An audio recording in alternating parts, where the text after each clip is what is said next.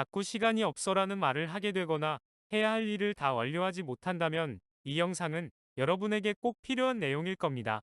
시간 관리는 인생에 대한 실질적 통제권을 가질 수 있는 핵심 방법입니다. 시간은 유한한 자원이기 때문이죠. 우리는 친구를 더 많이 사귈 수 있고 돈을 더 많이 벌 수도 있지만 시간은 더 많이 가질 수 없습니다.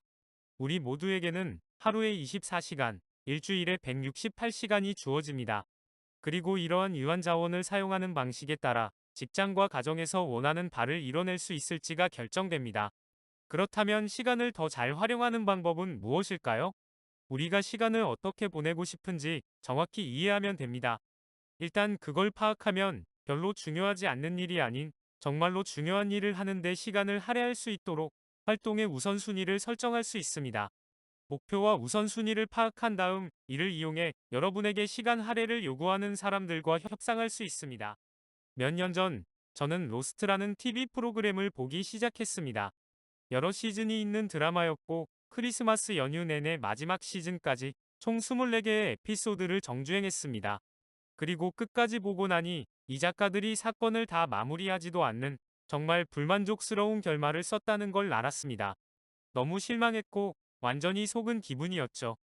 시즌 7개, 시즌당 24개 에피소드 끝에 결국 이야기가 마무리가 안 된 거였으니까요. 완전히 시간 낭비였죠. 끝이 보이지 않고 시간 낭비라고 느껴지는 상황이 얼마나 자주 있나요? 이러한 상황은 최종 단계가 눈에 보이지 않고 지향점을 모를 때에 발생할 수 있습니다.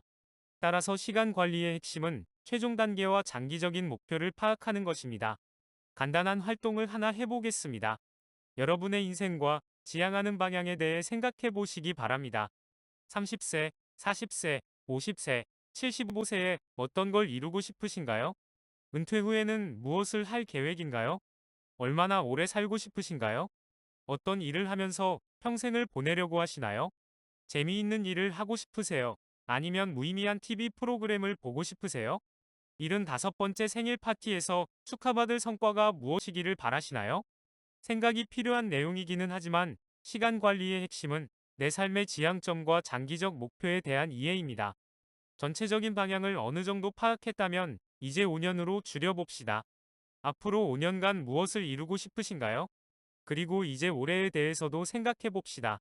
12월까지 무엇을 성취할 건가요? 여러분의 직장 및 가정 생활에 이를 적용할 수 있습니다. 직장에서는 연초에 관리자와 함께 한 해 동안 달성할 목표를 설정해야 하며 이는 장기적인 경력 목표 달성으로 이어져야 합니다. 일단 목표를 설정하면 무엇이 중요하고 무엇이 중요하지 않은지를 효과적으로 파악할 수 있습니다. 그런 다음 설정한 목표에 따라 활동의 우선순위를 정할 수 있습니다. 시간 관리는 계획에서 시작됩니다. 우선 목표를 설정합니다. 그리고 목표에 우선순위를 둡니다. 그런 다음 목표에 도움이 되는 활동을 판단하고 이러한 활동의 일정을 정해 달력에 표시합니다. 하루의 가장 중요한 활동은 그날의 활동을 계획하는 일입니다. 계획은 아침에 일어나자마자 혹은 전날 밤 자기 전에 세우는 것이 가장 좋습니다. 또한 금요일 오후는 지난 한 주를 돌아보고 다음 주 활동을 계획하기에 가장 적합한 시간입니다. 그렇다면 우선순위를 통해 시간을 가장 잘 활용하는 방법은 무엇일까요? ABC 그리드, 파레토 법칙, 시간 청킹이라는 세 가지 주요 방법을 생각해 봅시다. ABC 그리드에 따르면 우리는 매일 긴 활동 목록으로 하루를 시작합니다. 할 일 목록이라고도 불리는 이 목록을 보면 가용 시간보다 해야 할 활동이 더 많습니다. 우선순위에 따라 시간을 사용하려면 먼저 시작할 활동, 마지막까지 남겨둘 활동, 지금 필요하지 않은 활동을 결정해야 합니다. 이를 결정하기 위해 그리드를 사용합니다. 그리드에는 활동의 중요도를 높음 또는 낮음으로 나타내는 축과 활동의 긴급성 여부를 나타내는 축이 있습니다. A 구역에 있는 일은 긴급하고 중요한 일입니다. 다른 사람들과 연관된 일인 경우가 대부분입니다. 고객에게 제공할 마감일, 관리자에게 제출할 보고서, 어제 해야 했던 일 또는 곧 발생할 문제 등입니다. 이 구역에는 중요하지만 급하지는 않은 일이 있습니다. 우리의 진정한 목표이자 삶에서 꼭 실현하고자 하는 일들입니다. 안타깝지만 여기 있는 일들은 지연되는 경우가 많습니다. A 구역에 있는 일이나 심지어는 C 구역에 긴급하지도 중요하지도 않은 일들 때문입니다. 계획을 잘 세우면 A 구역과 B 구역 사이에서 균형을 유지할 수 있습니다. 가장 바람직하게는 A 구역의 일을 모두 처리하고 B 구역만 남겨둬야 합니다. 안타깝더라도 C 구역은 포기하는 것이 가장 좋습니다. A 구역이나 B 구역에 할 일이 남아있다면 더더욱 그렇습니다.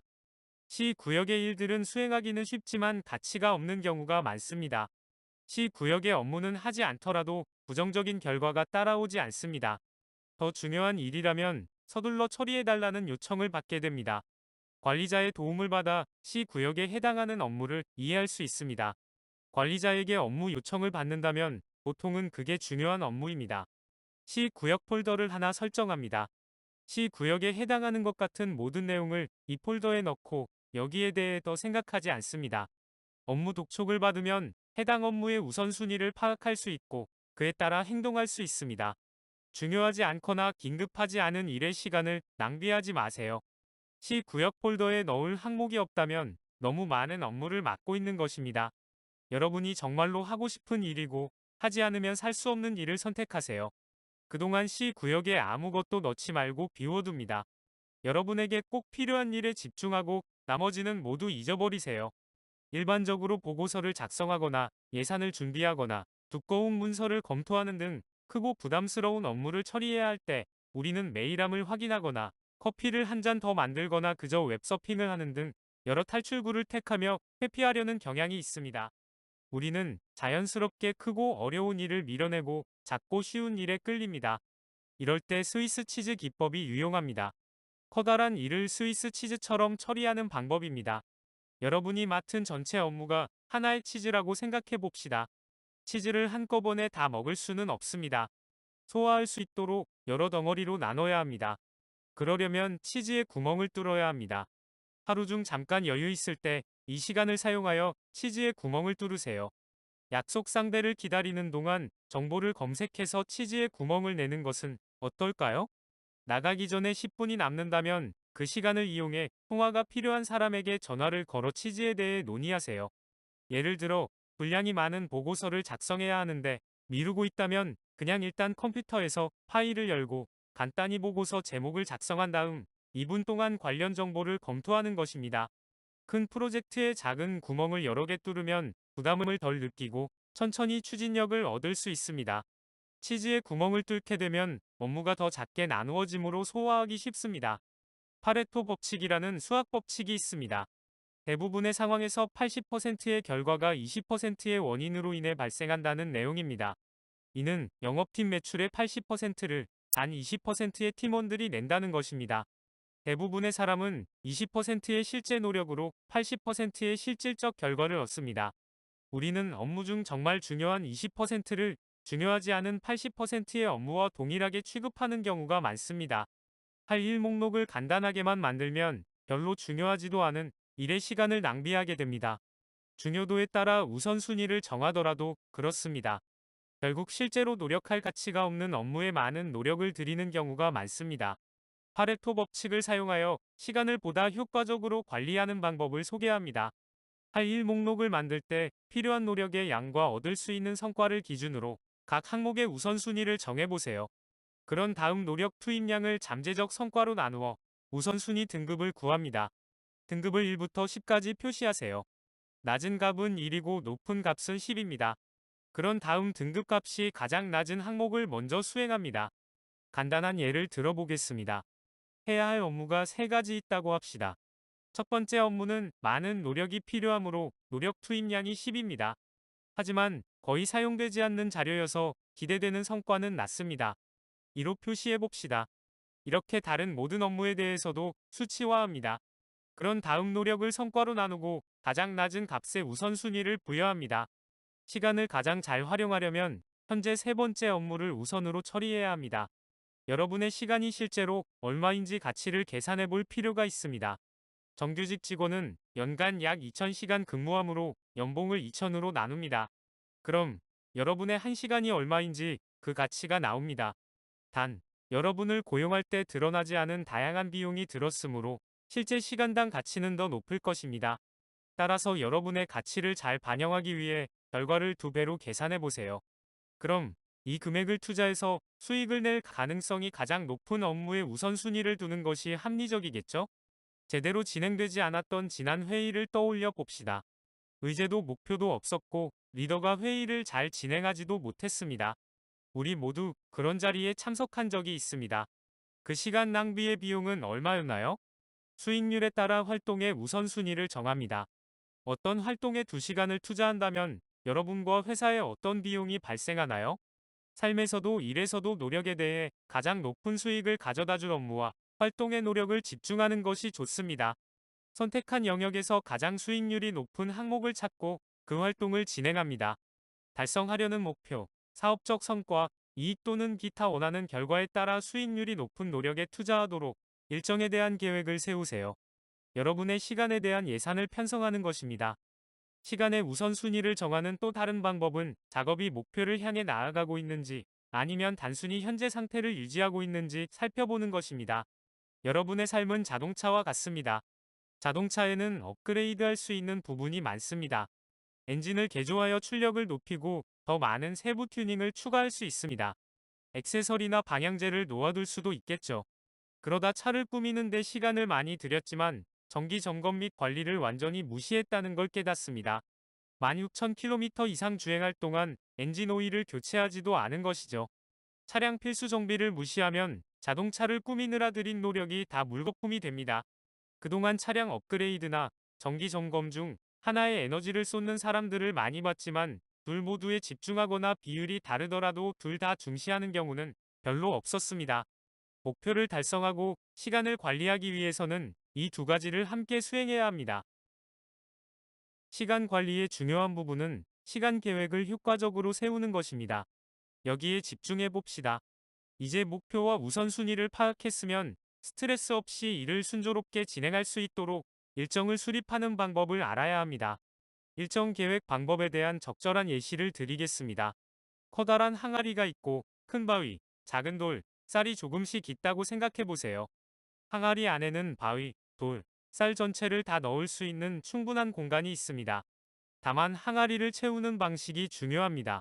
만약 여러분의 삶에 아무런 영향을 미치지 않는 작고 사소한 일이라고 할 수 있는 쌀을 먼저 넣어 항아리를 채우면 작은 돌을 넣고 바위를 넣으려 해도 들어가지 않습니다.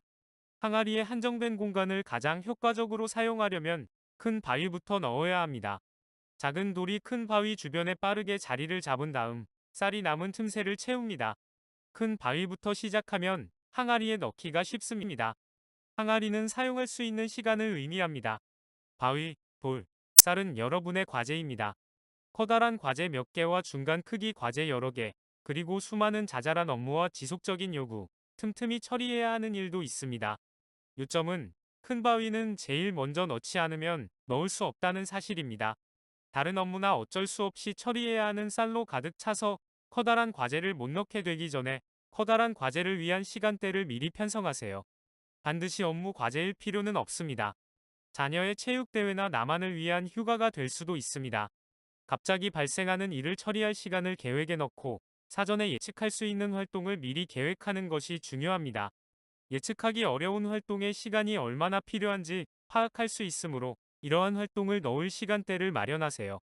부재중 전화회신 및 전화통화를 위한 시간대를 계획에 포함합니다. 하고 싶은 마음이 들거나 우연히 생각날 때만 하지 마세요. 요청이나 질문에 응대해야 하는 경우 방해받는 상황이 지속되지 않도록 지원에 사용할 특정 시간대를 계획합니다. 주간 활동 일정을 일단 작성하고 나면 계속 작성하는 것은 어렵지 않습니다. 반복되는 시간대가 많기 때문이죠. 이렇게 하다 보면 월간 패턴도 파악하게 됩니다. 상위 직급에 있을수록 한 발 더 앞서서 계획을 세워야 합니다. 간단한 주간 플래너를 사용하여 계획된 활동을 관리하고 유지하세요. 우선순위를 반영하고 개인 목표 달성으로 이어지는 견고한 일정을 수립하면 시간을 관리하면서 삶의 균형을 유지하는 승리의 조합을 얻을 수 있습니다. 여기까지 목표와 수익률을 기반으로 우선순위에 따라 시간을 할애하는 3가지 주요 방법을 다뤘습니다. 자, 낭비할 시간이 없습니다. 지금 바로 우선순위를 정해보세요.